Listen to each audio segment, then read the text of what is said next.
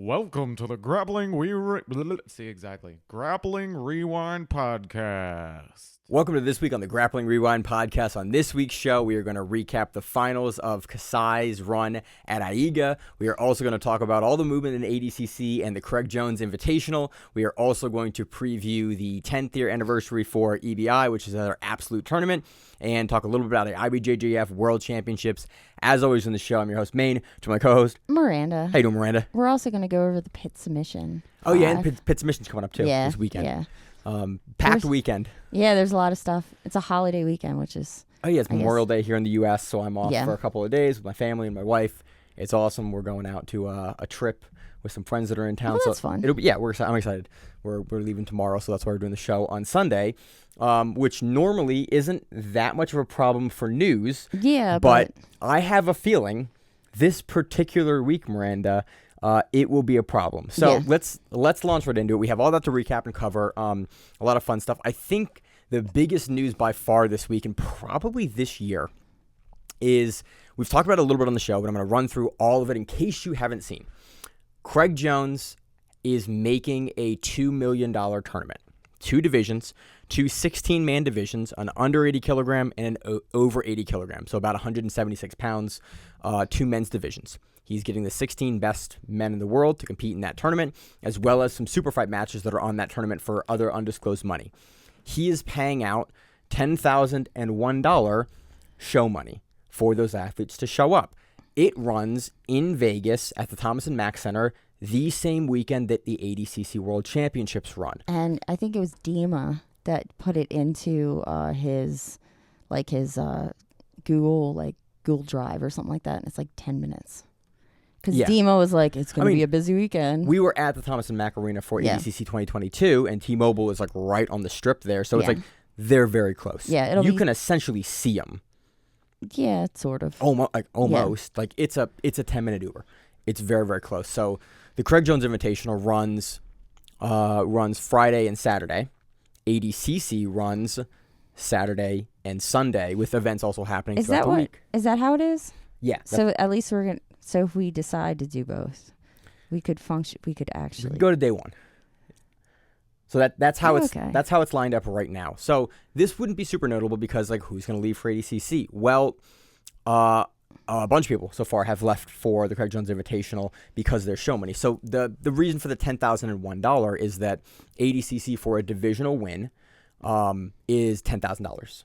You get $10,000 to win your division. So Craig Jones is going, hey, all these guys that aren't going to win the absolute, aren't going to win the super fight, aren't in the super fight, we want you on our tournament. We're going to pay you more than your money to win and for just showing up, and with the possibility of $1 million if you win your bracket. He showed kind of proof of the funds, which isn't hard to do. And it's also, I think in my head, not unreasonable that Craig Jones would have $3 million to do this. It's not an astonishing amount of money for a guy in his position. The other thought is that he's been traveling a lot, going to Bali, going to Dubai, and that he has someone else that's helping him fund. Well, you put this together because also what happened, what announced, I think, yesterday or maybe even today, was that it's going to be in a pit. Yeah. There's another event that we've started covering recently that is also takes place in a pit that Craig Jones is very fond of. And it's paying the athletes pretty nicely. Paying the athlete, and Craig Jones is very happy about that, pit submissions. Yeah. So you put together, and we talked about it a little bit on the pre-show, that you thought that it was like a business move for him to go over to Dubai. Basically secure backing. it was also a match, but at the same time, he went over and stayed with some people that definitely probably have the funds. They got him out of some floods. Yeah. And he talked about the experience and how positive it was, and then suddenly he comes and decides to run the same tournament. Initially we all remember that he was going to do a seminar, remember? And the seminar was going to pay whoever, all the guys that didn't win. Yeah, I remember that. The same weekend of ADCC, and this has turned into a legitimate big tournament. Yeah. He has the venue booked allegedly. We haven't been able to find tickets for it. Also, the organization that is running this, which is Craig Jones and some other people as well, it is being run, at least on the surface, looks like a non-profit or a fight organization that is specifically looking to champion athlete pay. Yeah, it's the Fight Foundation. Yeah, and so he's looking to basically champion athlete pay, get these guys over, pay them to compete. Register, what do you mean? So if you go to the page now, it goes to the Craig Jones Invitation, enter your email to register. Okay. To register for what?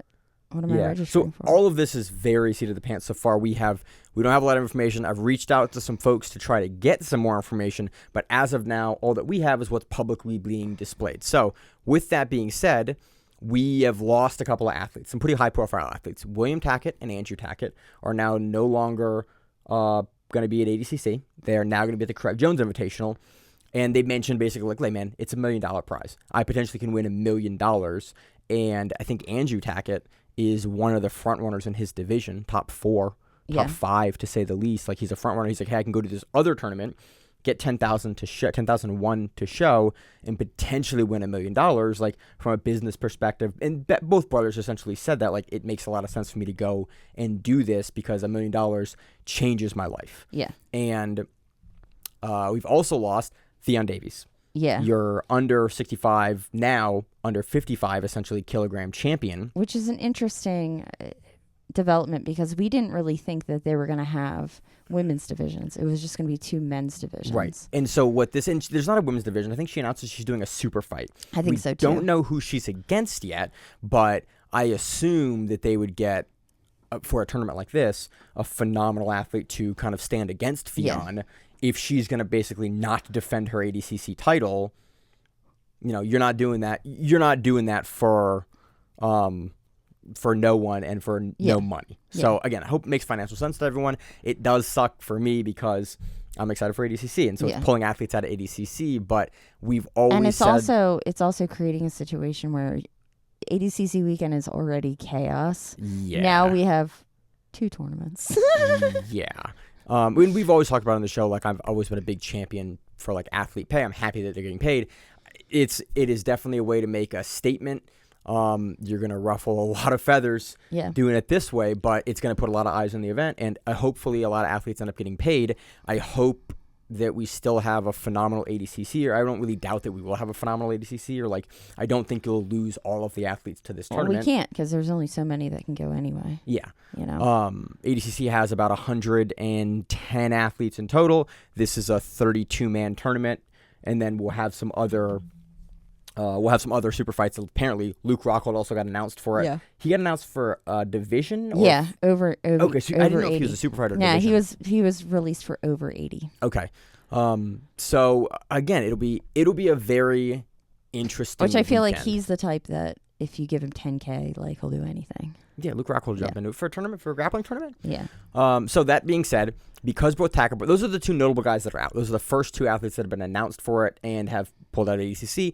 ADCC has responded and gone, hey, Andy Varela is replacing Andrew Tackett at under 77 kilograms. Yeah.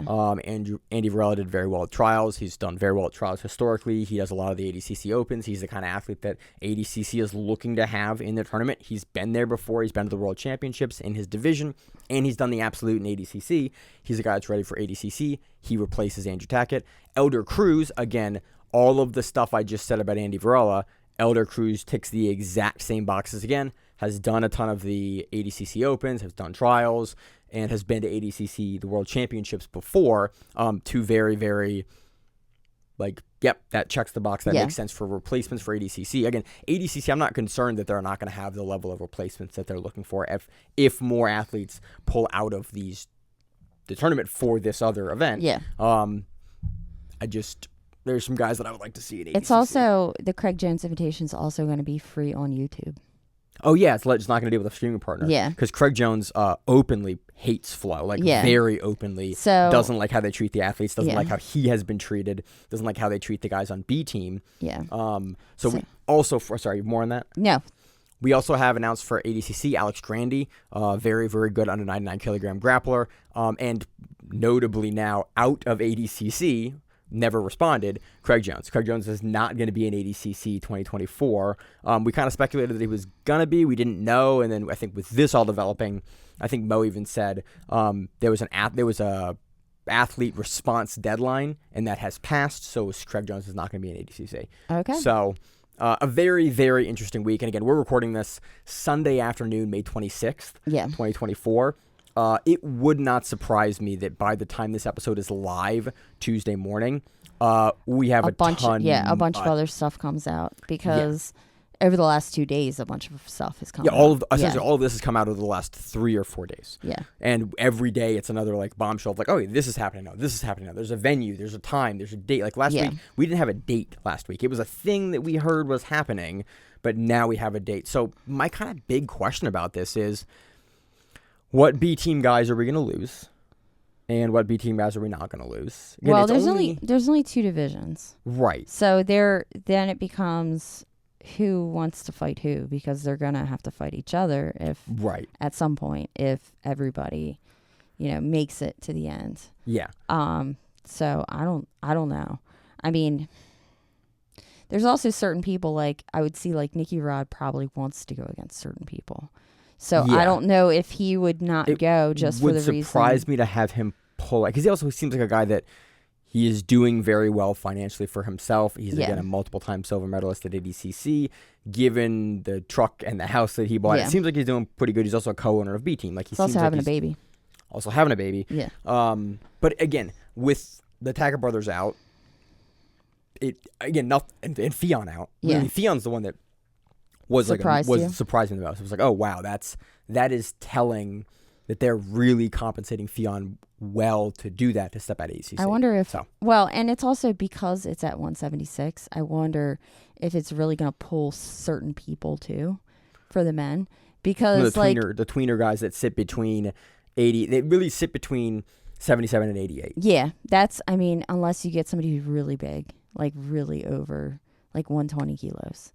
I can see them too, because the heavy division you're at the top, but like I don't know how many like 66 kilo guys are gonna go. Would be able to go up to 77 comfortably for guys that are cutting from close to 200. Yeah. Oh, other big news this week. Okay, we can go into that when we hit ADCC, unless you want to go straight into ADCC. Is that what you were going to talk about? I was going to say the ADCC announced that there was only one way in this year. Okay.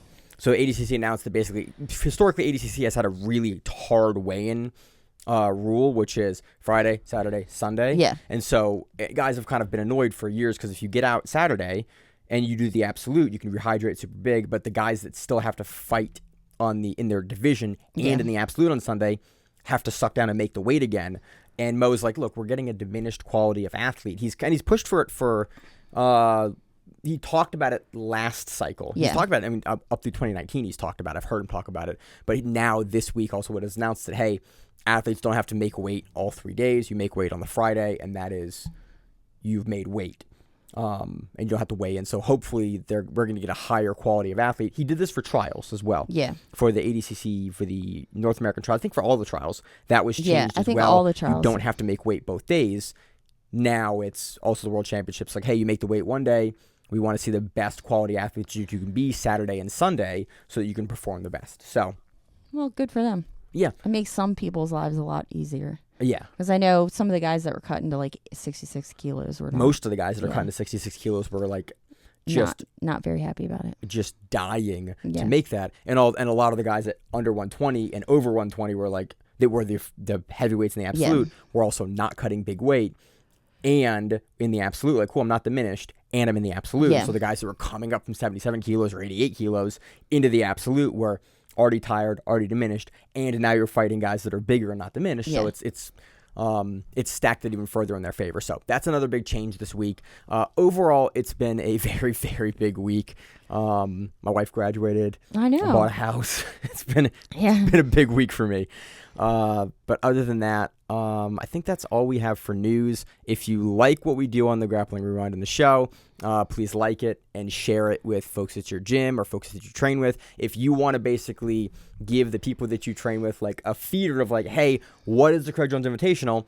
Send them this week's episode. Yeah. Send them like, hey Johnny, or whoever that you train with. Hey Bill, watch the first 15 minutes of this guy's show, of these folks' show for Grappling Rewind. They will explain to you exactly what's going on, why it is interesting, and just give them the kind of nuance. So that's the biggest way that we grow the show. We really appreciate it. Shout out to the Reply Gang guys in YouTube. Yeah. I really love it every week. We just have people like Reply Gang in the comments, and I absolutely love it. A couple of folks are pretty frequent there with their comments, and I usually try to get back to them as frequently as I can. I love when people have watched the show, and then I get comments late of oh, we talked about this an hour and a half in. Somebody has a question about it, has a comment about it.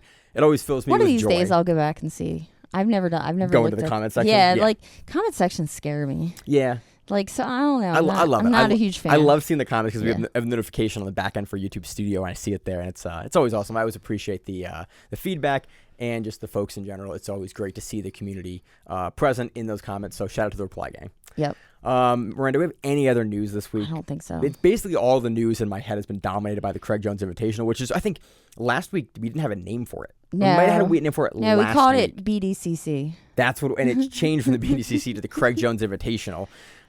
So yeah, it'll be an interesting next couple of weeks. Yeah. So, Miranda, where do you want to start? I guess we start with AIGA. Okay, let's move into the recap section of the show. We're going to talk about AIGA. AIGA, again, they're very long events. And this is like a qualifier for Kazakhstan. So the team that won for this won their shot into like the final in Kazakhstan. Or into the big tournament to then get into the like the main tournament. This is like a kind of a feeder. AIGA has its own... It's a feeder system. They started doing like trial feeder systems, basically. But for teams. Again, I like how they do it. AIGA, I'm still kind of struggling a little bit with exactly how AIGA is configured. You could tell that the production for this one was definitely not like the World Championships they have. And they apologized for it. Like after day one, they apologized for the quality of everything. It was still very watchable. It was just, sometimes I noticed that when we were watching the matches, we're just going to cover the finals for Kasai versus Volk Elite because that was, I think, the most interesting collection of matches. It was the easiest to find and sort of, it's the names that we talk about most frequently on the show, the highest profile names in that tournament in general. But there are some great matches that we're not going to get a chance to touch on. Yeah, the cameras were kind of far away. Yeah, so some of the matches were like, ooh, or like a lot of times you'd see something happening and they would only have one camera that was available behind the ref. Yeah, and so that was happening kind of more frequently than what I would have liked. But generally, the level of competition was pretty impressive. And man, Team Kasai is very, very good. And so if you don't remember Kasai was a superfight organization that was out of New York. I went down to Kasai when they did a show down in Dallas. Okay. And it was a lot of fun. Watched Nicky Ryan versus Cyborg there. Watched Kyle Bain. Like it was a great tournament. We went down and did some media work. Kasai has always been great to us. But Kasai does something really nice. They used to do feeder tournament systems like Polaris does now, like a lot of other organizations do, and we came across Juni Ocasio, who we're going to talk about here, and Pedro Mourinho. We're both purple belts at different Kasai qualifiers that won their slot at purple belt into the Kasai main card. I didn't know that. Yeah, so that's how we came across Juni and Pedro Mourinho, and they went out to be phenomenal world champion level and world class athletes. They came out of the Kasai feeder system. Oh, okay. Because they're both New York guys. Yeah, I mean, not New York guys. Juni was a New York guy, but Pedro moved to get up and do the tournament. But yeah, that's purple belts were going, and we heard both their runs. Like, hey, they beat a bunch of black belts. Like, you don't know who this guy is, but you're going to. Yeah. We covered them years ago when they were still purple, and it's been awesome to watch their careers bloom into just like the phenomenal athletes they are. So Kasai brings a level of talent that is phenomenal to see. Every single Kasai grappler in the finals won via submission. Most of them won in the first round. Yeah, except for a couple, but still, even the couple they got eventually in the second, or one of them in the third round got the submission. No, I think they all got second round. Was Dorian? I thought Dorian was second round. It was round 2. Oh, okay. It was like his tournament. His match was like 13 minutes long. Yeah, because the first like 4 minutes of it is them like about to start the match. Yeah, and then there was something like somebody bled or something. Oh, there was blood time in it too. Yeah, for Jonathan Farazella.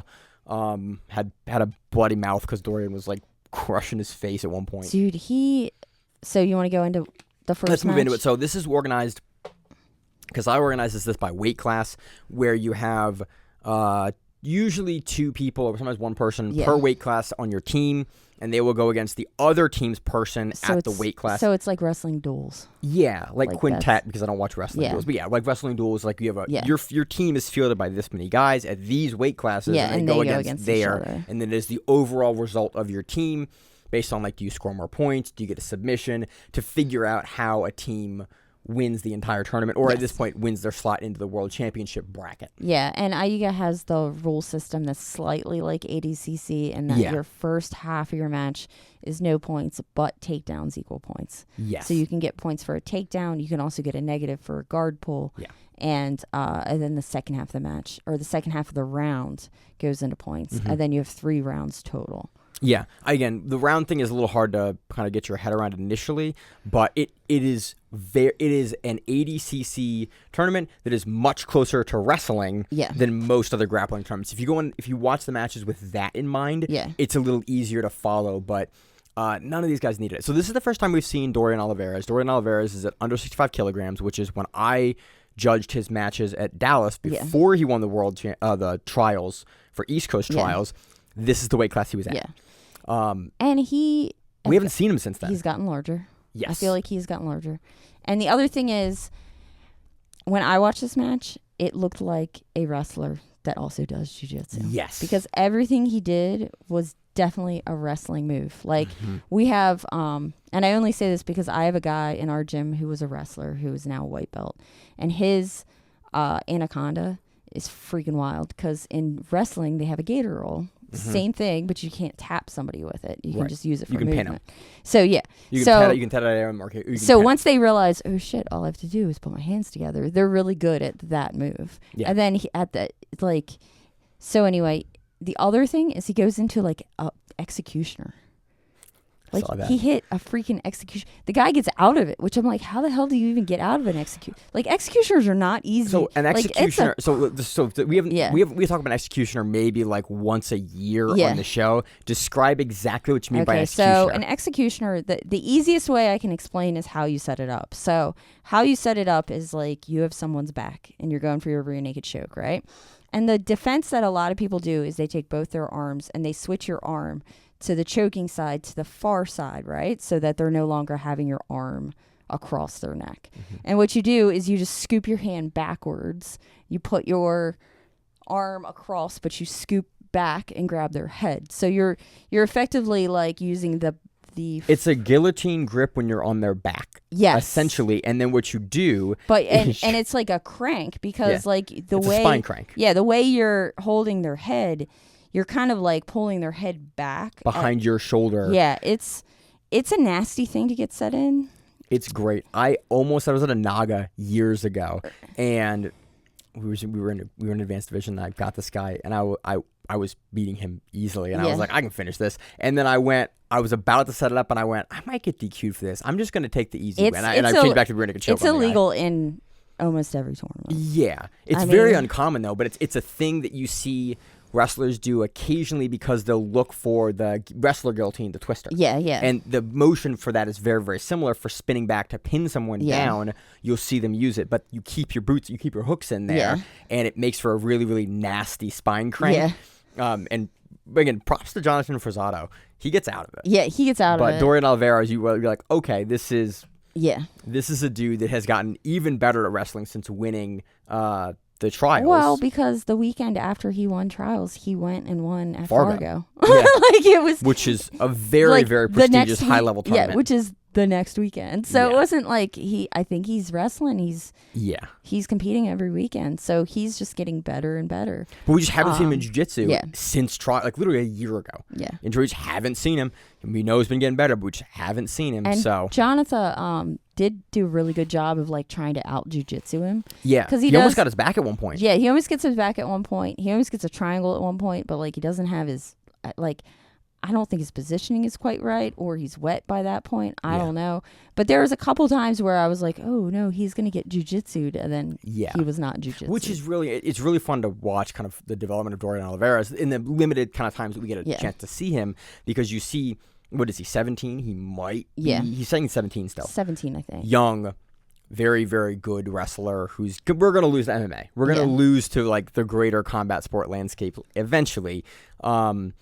But man, he is good. But you can still see these little hiccups where like he'll get caught in the guard in a funny way. He'll keep his legs down in a funny way, or he will go through a positional series that a jiu-jitsu guy would typically be at a different range for. Yeah. And you'll see him, he almost got his back taken there. Like, you'll see these little pickups, and he's good enough and he's athletic enough to get out of those, and he understands the way his body moves and the way his opponent's body moves well enough to get out of these things. And if you think about it, in wrestling, they put themselves in some shitty positions Yes. all the time, and they get out of them. Yes. So it's kind of like instituted in your brain that you don't give up. Like, even when you're in that shit position, like you find a way. Not a lot of quitting the kid. Yeah, and you grit and you go through. Yeah. But yeah, he does an amazing job, but in my opinion, it was like 2 rounds of watching a wrestler do jiu-jitsu. Yes. Which isn't a bad thing. No, it's not a bad thing, but it was definitely you can stylistically you can tell that low stance, he's in you, he is under, and it's a bunch of wrestling techniques that Dorian Oliveira has modified for jiu-jitsu. So it was a fun match. Dorian gets a rear naked choke late in the match. Round 2. Yeah, middle end of round 2. And it's very, aside from some moments that Jonathan Frazado had, very clearly like Dorian Oliveira is in the driver's seat in a big way the entire time. The entire round 1 was a shit ton of movement and no points.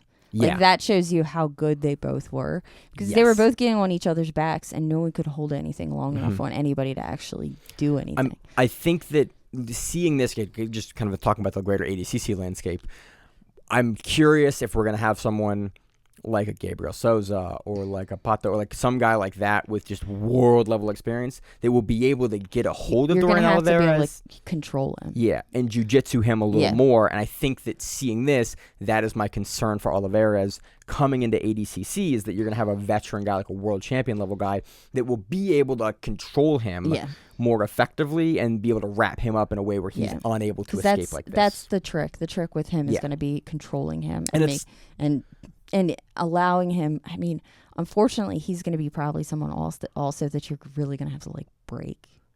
As horrible as, as horrible as that sounds, like you're going to have to. Because he's young and he's game. You're going to have to break his arm. Like, he's not going to tap. Or put him to sleep. You're going to have to, you're going to have to put him down. And it makes for some really fun matches. It can also make for some very unfortunate matches. Yeah, and some long injury time. So again, Dorian Oliveira has continued to impress us, but I'm just very curious to see how he stacks up with the world elite at ADCC. Because again, he's such an X factor. He's much like Nicky Rod, but at under 66 kilograms at a level in wrestling credential that Nick Rodriguez didn't quite have.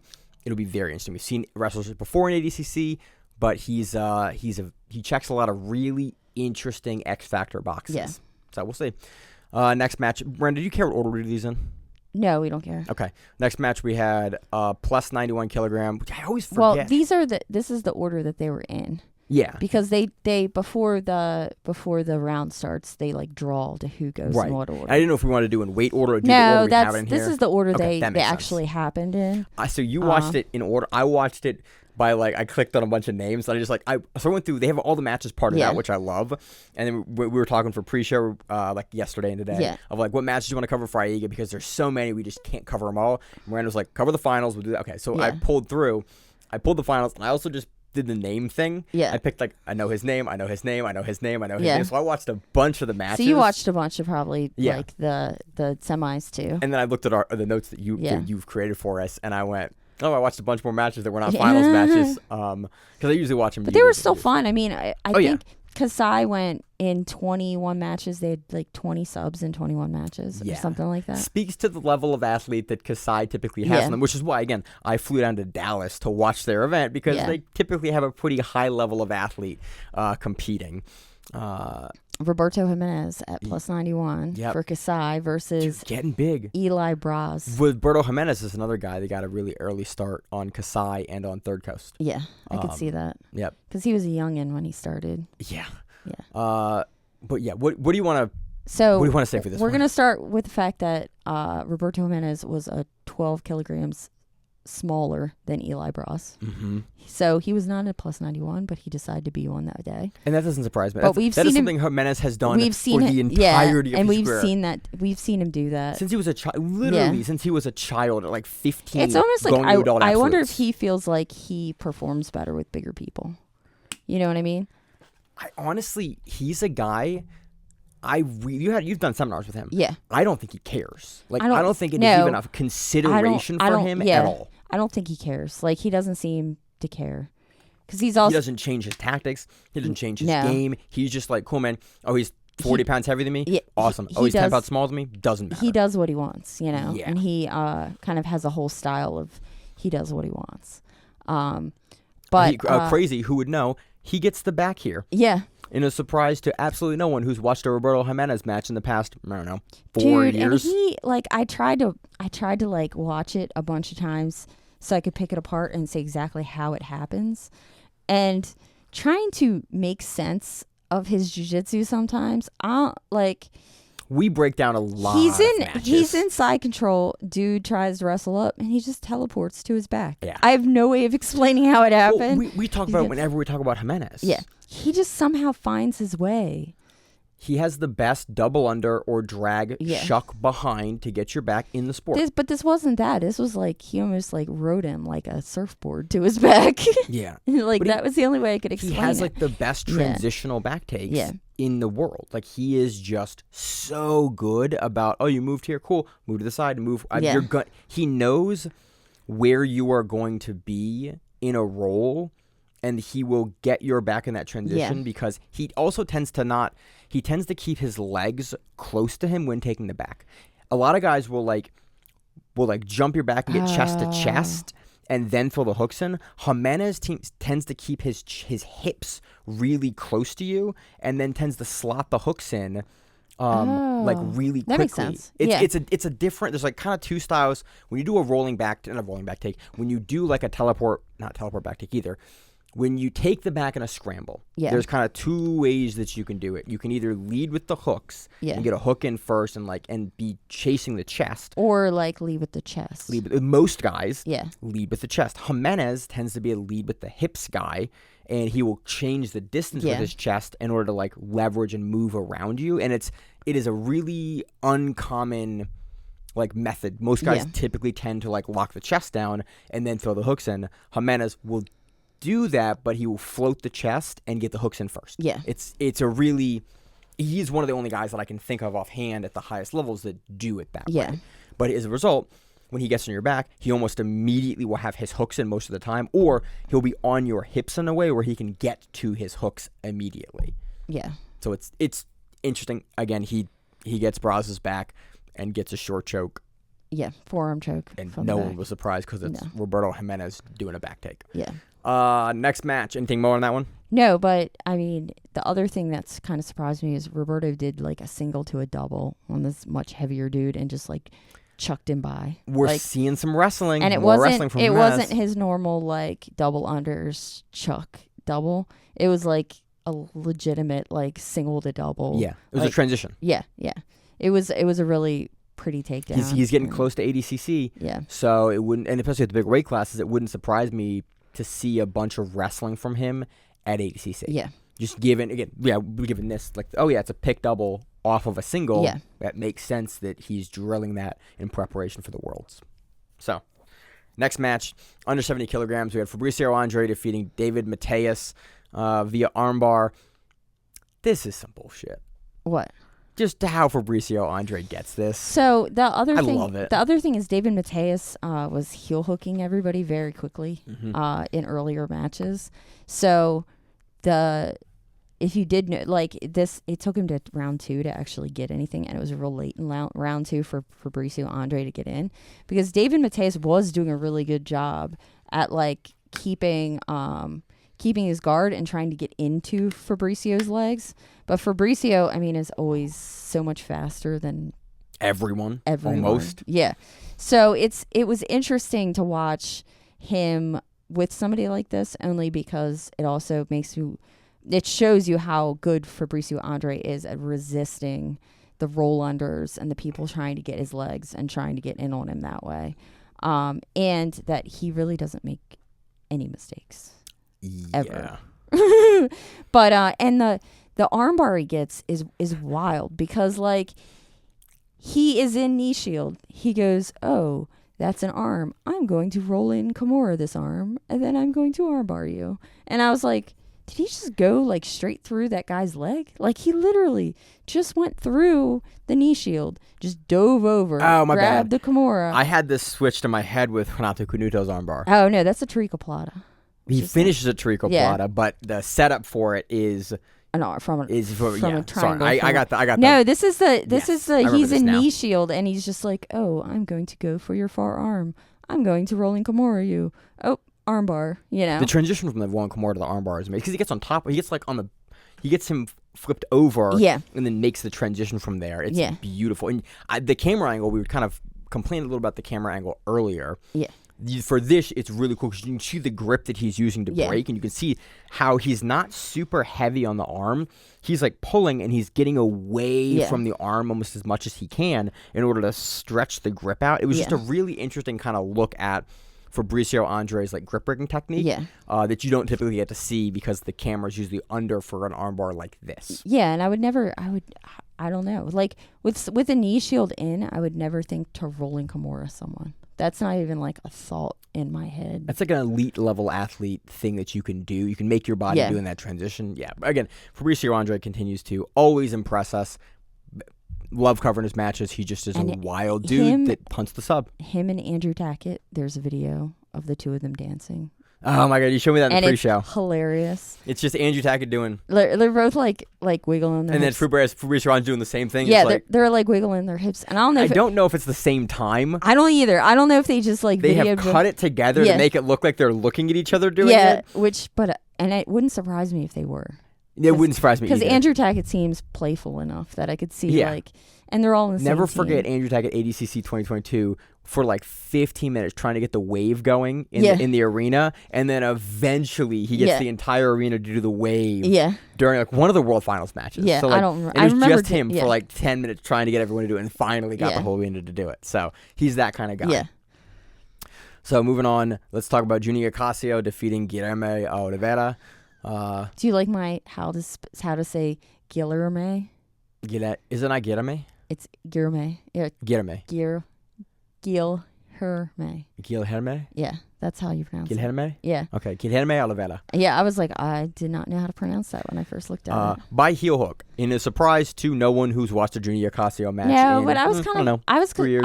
wondering if he was going to do like a Z-lock because I didn't know how much they actually knew. He looked like he kind of wanted to. Yeah. Because the way that a Casio goes for the legs is very unconventional. Yeah. He does not follow a lot of the traditional ways that people will do it, where they go to 50-50 and they settle. Yeah. He gets much longer on you, and he is looking to finish you with like a lot of leg locks with a knee on the chest and overhand gripping or underhand gripping at the top side of the heel to pull it over the body. But if you also think about who he's been dealing with his whole life, he's dealing with big people. Yes. Like he's been heel hooking. Yeah. Like this is not a little people gym. It's a big people gym. It is big people gym. Well, I mean, there are some little people there, but what I'm saying is like there's a lot of top level, larger gentlemen there. So I feel like, and then he had a lot of time with Cummings. When Cummings moved over to Unity, when Cummings was still training, he took. I think he took a lot from Cummings in that time. I mean, I don't want to say that Acasio didn't have a lot of that beforehand, but I know that we watched his leg lock game change a little bit after working with Cummings for a bit there. I was kind of surprised not surprised that it took as long, but we saw more top game here from Junie than we've seen in a while. I think Guilherme is like, he's a leg lock guy too. Yeah, and that's what it looked like. It looked like both guys wanted the bottom. Both guys were very comfortable in the legs. And I also thought to myself, like, Junie's not going to tap. It doesn't really matter. Like, I don't think he's going to tap. Probably not. You got to kind of break Junie, I think. Yeah. He's another one. I think you got to, like, I think he's a very hard person to put away. Yeah, I'm trying to remember if I've seen anyone ever put him away, and I don't recall. I'm pretty sure that I did a seminar with him, and he said that they were told at Unity not to tap. Well, it's Murillo. Yeah, it's Murillo and the meows. Yeah, like you don't tap the footlocks. Yeah, it's like okay, well, there's that.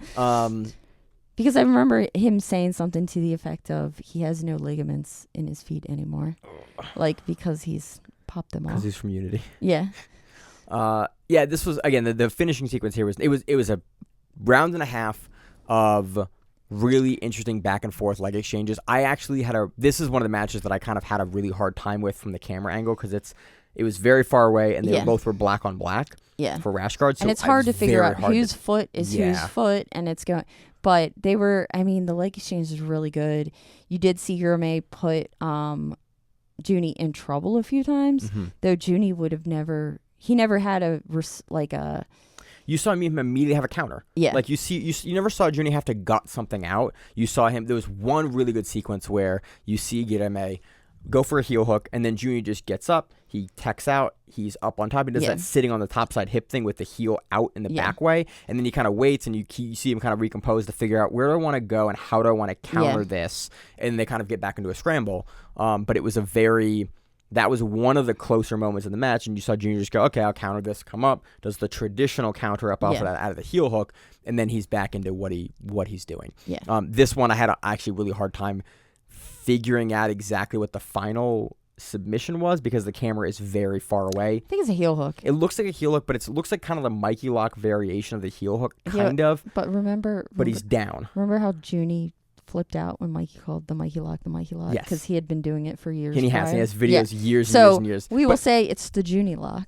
Well, it wasn't that version of lock. It was like it was high like that, but Ocasio still had the leg low and over and was pulling it over. Well, and there was also Germe was grabbing his hand, and so he was doing it one-armed for a lot of the match. And then as soon as he gets his hand free, you see him come over. You see him immediately tap as soon as he lets go of his. That style of leg lock that Mikey made more famous on the national scale is something that we've seen from Junie for years and years, and is something that he likes to use a lot. The Z-lock variations, and where he'll trap your leg and like pull your knee apart when it is extended over his chest. Again, interesting finish. I wish we had a closer camera angle because I did struggle a bit to get the particularities of exactly where the feet and everything were. And I would love to see a little bit more resolution, a little closer camera angle for finishes like this specifically. Yeah. Moving on, we have Pedro Mourinho defeating Gabriel Broad. Yeah. Via just a regular straight ankle lock. And I mean, it was even like a step back from saddle. It was like the ankle lock you show people where it's like, if they do this, you can ankle lock them. And Pedro Mourinho, again, put on great pressure initially. Yeah. It was very much in the driver's seat the majority of the match, and then just sits back from Gabriel's guard and just footlock and then bellies down on the footlock, and you see Gabriel go, no, that's Pedro Mourinho. Yeah. Not a whole lot to talk about there. We know Pedro Mourinho has a good, diverse game. We know he has great and strong finishing. He has a good guillotine grip. He had guillotines for his other two matches. Yeah. Yeah, so... Great guillotine player. And he had a guillotine for a second on Gabriel Broad. Yeah, and Broad did a good job, though, of identifying it and making sure that Pedro couldn't get over top of him. And then back to the guard, and Pedro went, I'm just going to footlock. Yeah. And that was just, again, really far away. I can't see the hand position at all, but we saw it was a belly down straight ankle lock, kind of like a tripod foot lock, but just from the belly down position, essentially. Not a tripod foot lock, just a regular belly down ankle lock. Yeah. So I have nothing else on that match. Yeah. Last match we have, two more matches we have. We have Renato Canuto versus Nicolas Ramos. This was the one that was like, what the fuck? This was the one where I was like, I didn't even know you could do that. And I watched it multiple times because I love Tariqa Plata. So you break down Tariqa Plata. I want to talk about the initial sequence that gets him there. Okay. Because this is something that I've seen people do for years, and I try it in the room, and I try it in the room, and I try it in the room. I have this happen to me every single time I roll against one person. Yeah. He does this to me every single time. And I can almost never get it in the room. Occasionally you do, but really. So what happens is Nicolas Ramos is sort of wrestling up, and Renato Canuto turns his back and then steps behind. So normally what happens here is if someone has your leg in this position, it is the position where, I'm going to try to describe it here. Both people are they're both in turtle because there's been a shot. So one person's sprawled down, one person's coming up. So one person has the front headlock. Not really front headlock, but like where someone has a single leg or a double leg, but you're sprawled down. So they have one leg. The person that is sprawling drives back up. Yeah. And then will go to pull their leg out and step behind them. Yes. But you can sometimes free your leg and immediately get the back from the turtle position because they're down. Well, if you go and do what Nicholas Ramos does, and it's from a different position, but he's in the guard doing this, if you sit up and have the leg like this, if you step behind someone, you can technically, exactly what Canuto does, step directly into a reverse triangle from the back. I think it's also head placement. Because I think if your head is on the inside like it's supposed to be, all it is it's a turn back, and like your back is just completely open for them. Yes. So Canuto just steps behind and then ends up in a backside triangle. Yeah. Which is it's a transition, like, we've seen it, we see it happen, but every time I see it happen, it's because it's something I can never emulate. Yeah.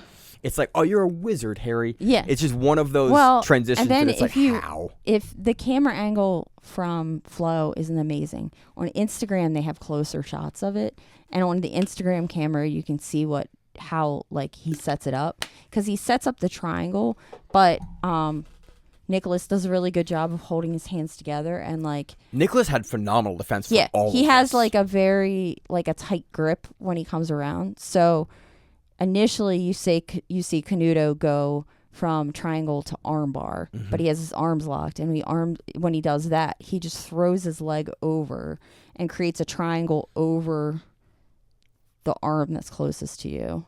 Yeah. So you have to almost create a bicep slicer. Which is sort of what the Tarico Plata gets set up, Barada Plata and Tarico Plata kind of get set up off of, is that through arm grip with your legs over. But Canuto's, we've seen him finish Tarico Platas and Barada Platas before. Very comfortable. Nicholas Ramos almost gets the pull through, but in the Barada Plata and the Tarico Plata, it's... Well, you put them on, put them on their back, and then once your legs are locked around, it's just kind of wiggling your hips until their shoulder gets, cranked back, and you're kind of done. But it was creative. I've seen Tarico Plata set up from, you miss your arm bar. That's the one I've been trying is you have somebody in an arm bar and they're not giving you can't get their grip broken for your arm bar. So you just throw up a Tarico Plata because it's there. Yeah. Especially if you go against somebody who's significantly stronger than you. You're now using your hips and your entire body against their arms. So it's an easier transition, or it's an easier submission to, in theory, go after, because you're not... Yeah, you're putting more of your body, more of your muscles on a smaller area of their body, versus like an armbar grip that if they're super tight in, I can kick your arm all you want, but it's probably not going to get it up the grip off. Even if they're super strong, they'll just hold you. They'll just curl you with their arm. So this creates a little bit more of a situation where you're using more of your body versus them. But and you can use more torque. Yes. But it's beautiful. It's the whole nice. Sequence is and just it's one of those things that you watch it and you're like, what the hell? And then you realize what's happening and you're like, holy shit. He went from 4 or 5, 3 or 4 submissions in a row. Yeah. And all chained together and all thoughtfully, where it's like, oh, you're just ahead of all of the defense here. And okay, I don't want to. And what's hilarious is the last time they talked to the Canuto, he was like, oh, I'm just taking some grappling matches before I fight MMA again. Jesus. I was like, do you not care about these grappling matches you're taking? You're just having a good time. You're just having a good time. Being Renato Canuto. So I wish I could have a good time and hit all the wins that you hit. Yeah, man. He's a fun guy to watch again. We love watching Canuto. Yeah. We talked about him last weekend. Yeah, we did. Yeah. And the weekend before, because he did PFL. Oh yeah. Yeah. A PGF. Or a PGF. Yeah. Which I always want to call me. PFL. I do the same thing. PFL is the MMA league. That happens. The $1 million prize, cash prize for them, formerly World Series of Fighting, and PGF. Yeah. So it was fun. Anything else on that? Nope. Let's move into the last one. We have Andrew Tackett versus Mateus Ferreira. Rear naked choke in round 1. Dude, his guillotine defense, which is a high crotch slam, it was wild. It was wild. I was like, I think I need to give him for that. Can you do that? Yeah, you can. It's fine. It's 1,000% a takedown. That is... I was Andrew Tackett is going to be a wrestling nightmare. I was like, he picked his entire body up off the ground. My question for the Craig Jones Invitational is, what rule set is it? We have no idea yet. Yeah, I don't think no one knows. So all the wrestling and the crazy wrestling sequence that we've seen Andrew Tackett hit, how relevant is that going to be? Is Craig CJI, is it sub only? Is it ADCC style? It's sub only. It is sub only. We do know. They said it's sub only. Oh, really? Okay. Yeah, up in the front, or I wrote what they... Hey, Maine, in the top of the notes that we have that I wrote down... Yeah. Didn't I write 1 10-minute round? Didn't I write something like that?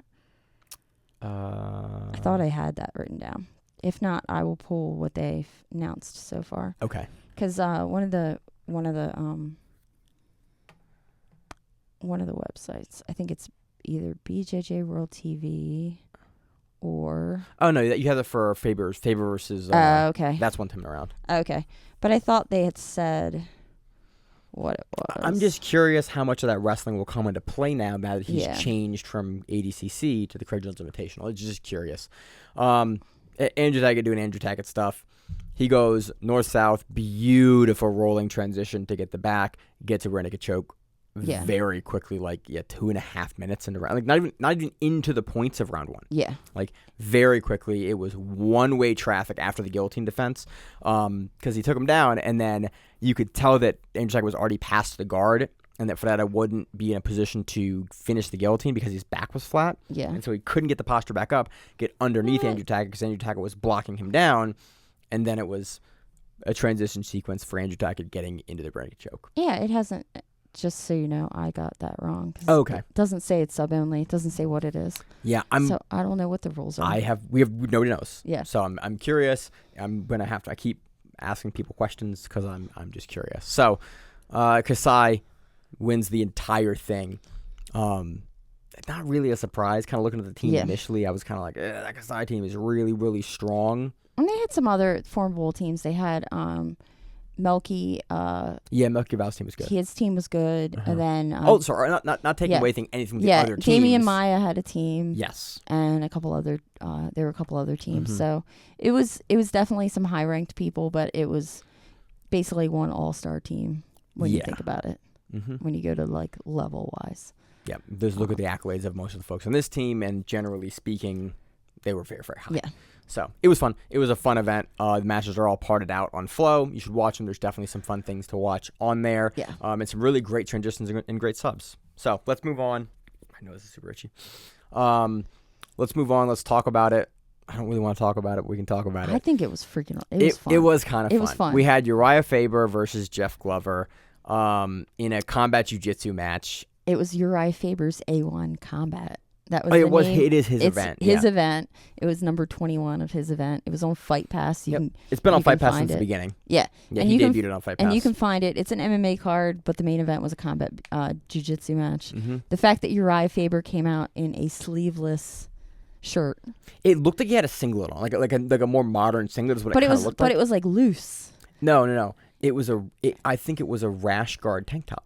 Oh, okay. That's what I thought it was. Maybe that's what it was. I've never seen a rash guard tank top before. Yeah, they make them. They're not. Yeah. They're not common, but they make them. Yeah, but it was definitely an interesting match to make. I thought it was going to be a lot faster of a match than it was. I kind of did as well. To Glover's credit, man, we haven't talked about him in a long time. He hasn't competed in forever because he had neck surgery. Yeah, back or neck. Neck surgery, I think. Yeah, he had some sort of nasty surgery. Yeah, he had a big neck surgery, I think. Yeah, and so we didn't really know what he would look like, and then we didn't really know if Uriah Faber would smack the living shit out of him. Was he going to tee off on him? And then we found out very quick. So the beginning of the match was interesting, and it was actually a lot of offense from Jeff Glover. And from the donkey guard. Which legitimately, Glover is very good from that roll-through position. It's a joke position, but Jeff Glover has played it for a decade now. Yeah. He does that in his Metamoris matches and his EDI matches. Yeah. And you can watch him in it. He's very confident in it. You can look by his facial expression, how he reacts while he's there. It is unorthodox, and he knows that, but he also has really good toe hold roll throughs. Yeah. He had a Darce initially here on Uriah. Yeah. And then once Jeff Glover got a little tired. Yeah. Uriah Faber also teed off. There were a couple. Yeah. There was at least one palm strike to the face.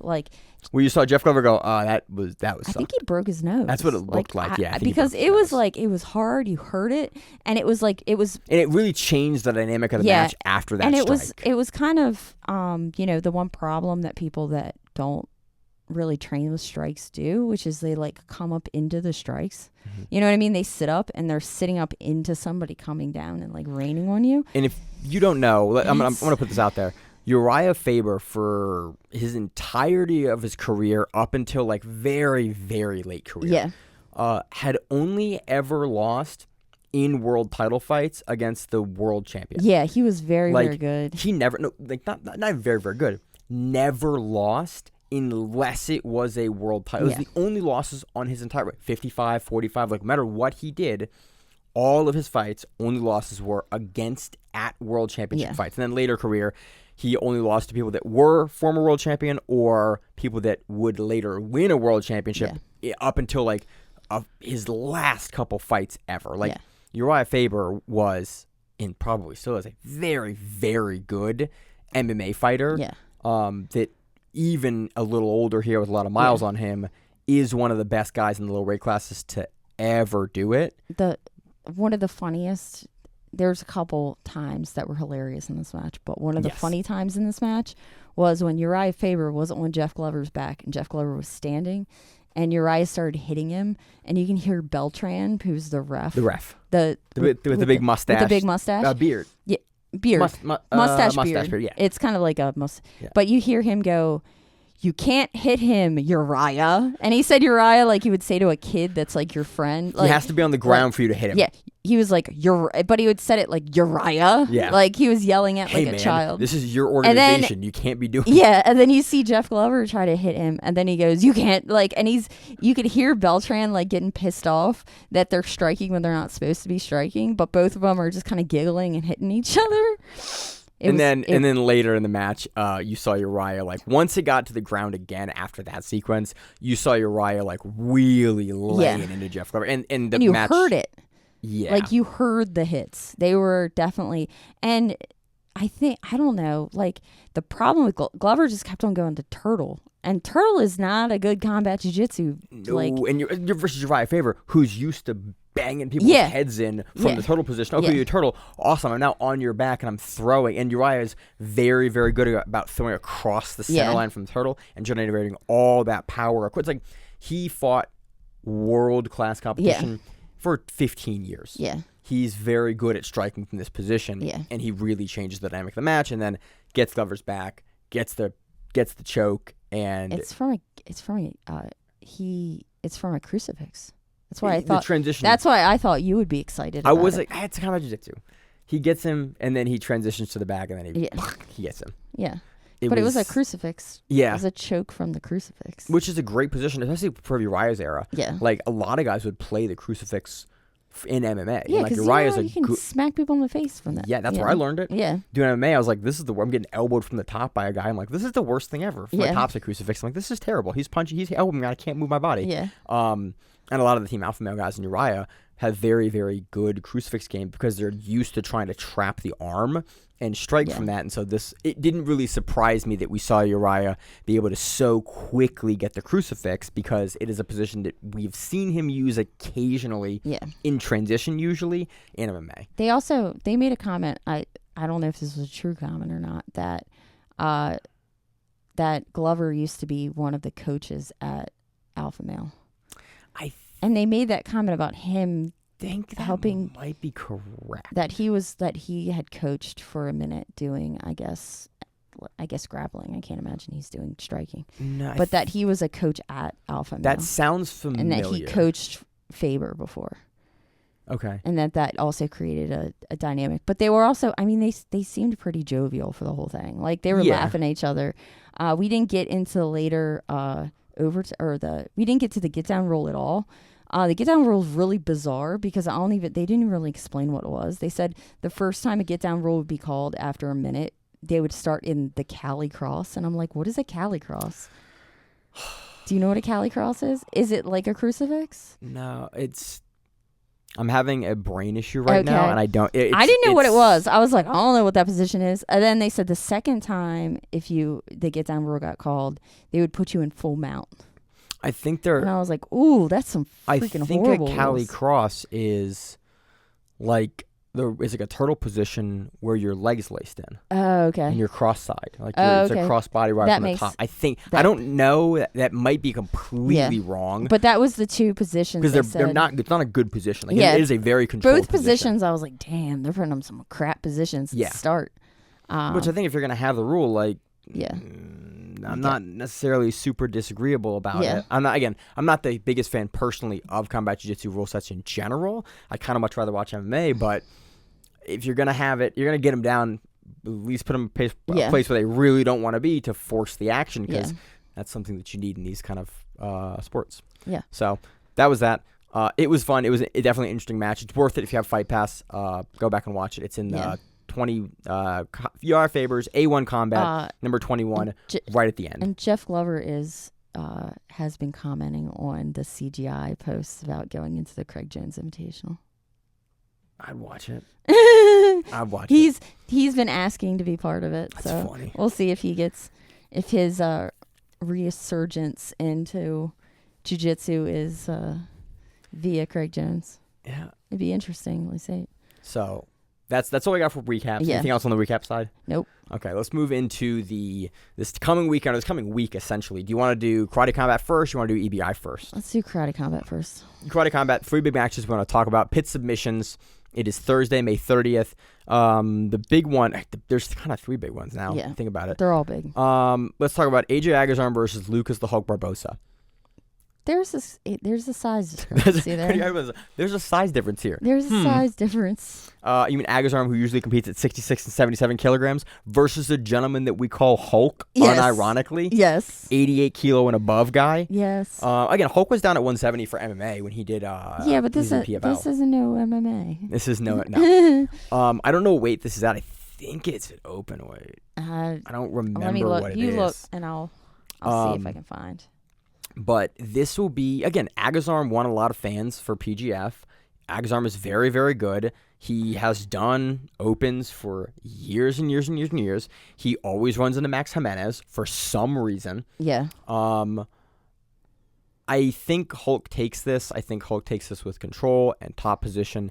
In the pit, it is interesting, but I think that Hulk will be able to put Agazarm into a corner and get him down, like kind of drag him down in this position, just because the pit is pretty small. And Agazarm tends to be a pretty mobile grappler. Great takedown, will play guard, but I think that the size that Hulk will put into Agazarm will be the deciding factor here.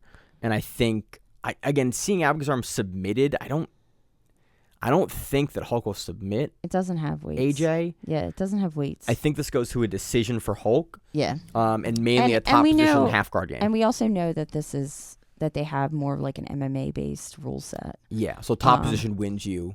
Because we know that after the Duarte match. Yeah, versus Poya. Yeah, Romani. which nothing really occurred. Except for Romani was on top. Yeah. Yeah.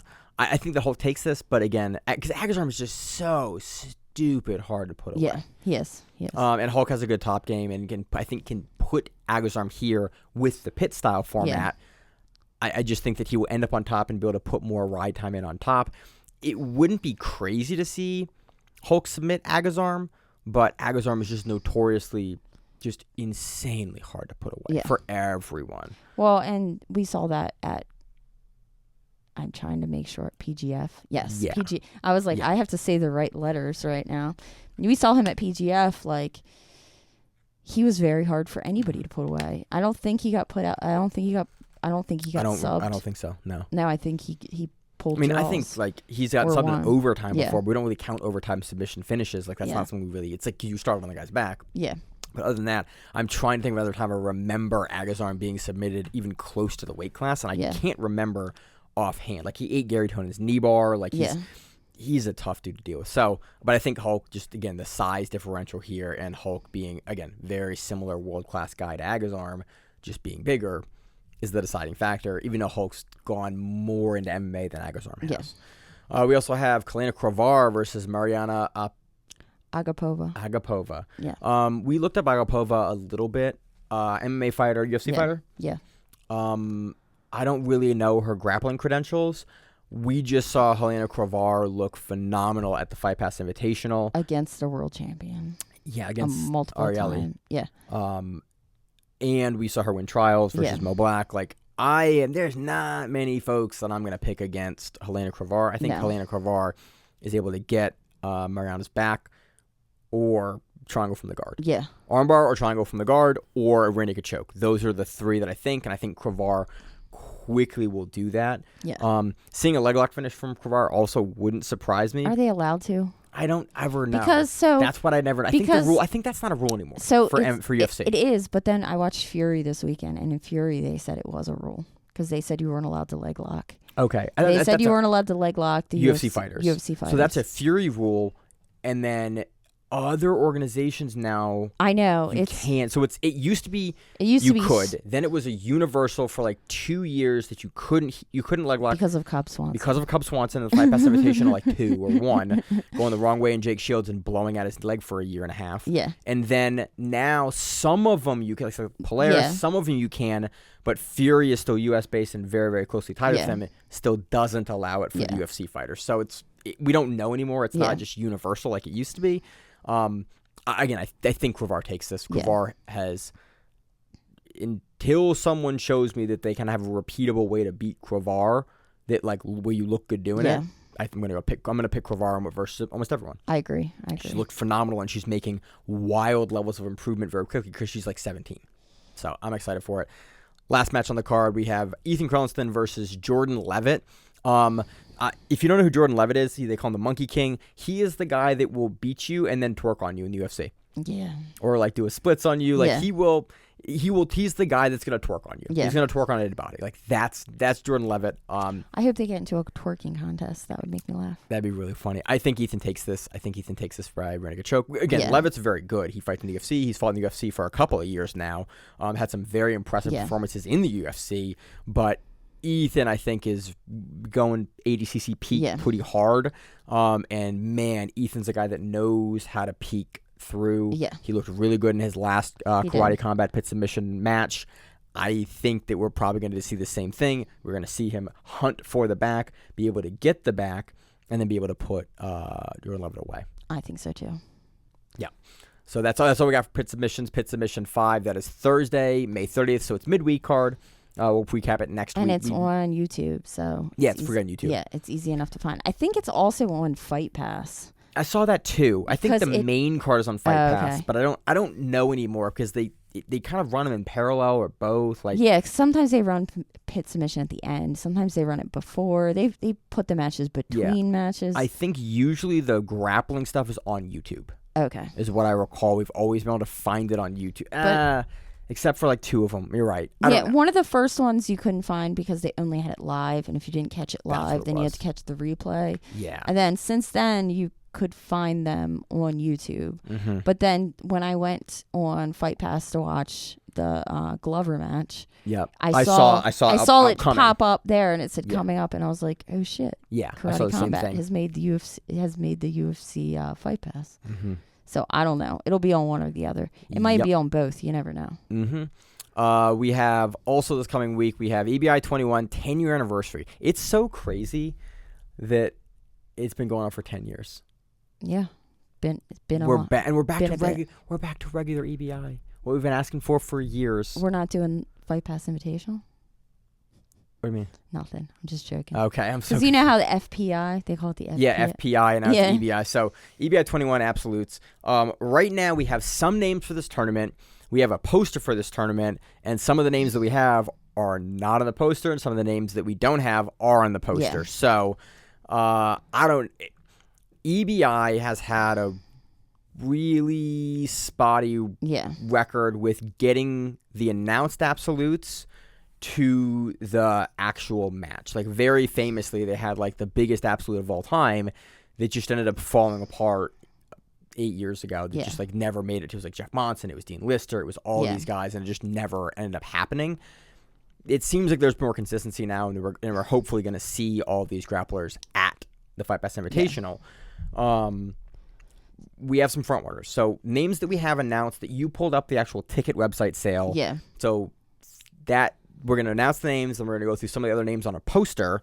We have no bracketing. We have nothing. We're not going to go through who we think is like these match up because we don't have any matchups. But we have Kyle Bain. We have Giancarlo Bodoni. So Kyle Bain, trials winner, ADCC veteran, Kasai veteran.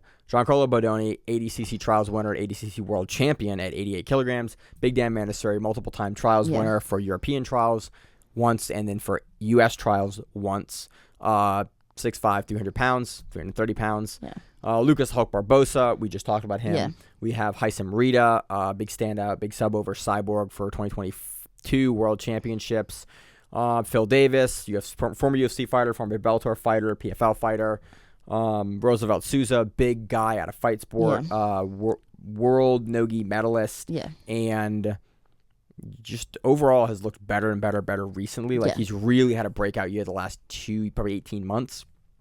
Andre Porfirio, another staple, big guy. Carlos Sabano, and a gentleman that they have named as Moses.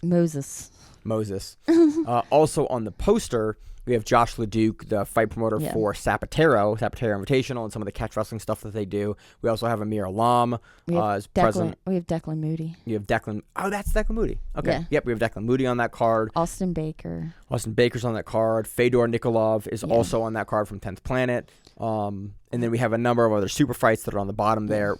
We will know at the end, we'll recap next week. Yeah. If we have a chance with Worlds. But it should be fun. It happens Sunday, June 2nd in Austin, Texas. Yes. So it'll be fun. Again, your big front runners here are probably going to be Kyle Bohm. Yeah. Bodoni, Kyle Bohm, Big Dan, and those are your big front. Again, anyway, a lot of people can take these. EBI is a wild kind of style tournament because you get to get the guys back at the end. Yeah.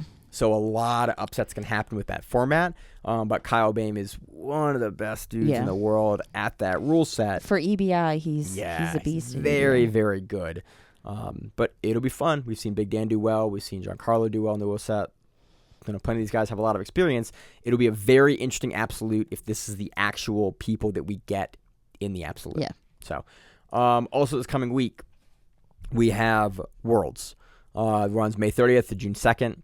Brackets are out now. Yeah. It's GI Worlds. We're going to cover it next week. We would run through all of the brackets and how everything, but realistically, it's a ton of brackets. It's a ton of... We have moved more so into the no-gi side, and we've followed it less with the IBJJF majors. We're going to recap all of the finals matches and some of the run-through for the GI Worlds, but... I don't really want to spend 20 minutes here just running through a bunch of names. I find it a really kind of uninteresting discussion a lot of times when we have so much other stuff this week. If we have a down week before Worlds, I love to do it then. But when we have a bunch of other tournaments and stuff to recap, I'd much rather talk about that stuff than just talk through the last 20 minutes of the show, a bunch of names. So that's what we've decided this week. If you do want to hear us in the future, break down these kind of brackets, we're happy to go back to doing that. But we've elected this week to not, because it's 25 brackets with anywhere from 10 to 60 names a bracket. And this is the last tournament that IBJJF is doing before they go to the new gi rules. Yeah. Which you all buy all new gis. If you're an IBJJF person, just know at this point you need a new gi. Most of our gis that we've been competing in are not legal anymore. All of them. And they're specifically, there's a bunch of rules like patches. And there's some weird, and some of them I think are still okay. But I am not going to subscribe to that theory of because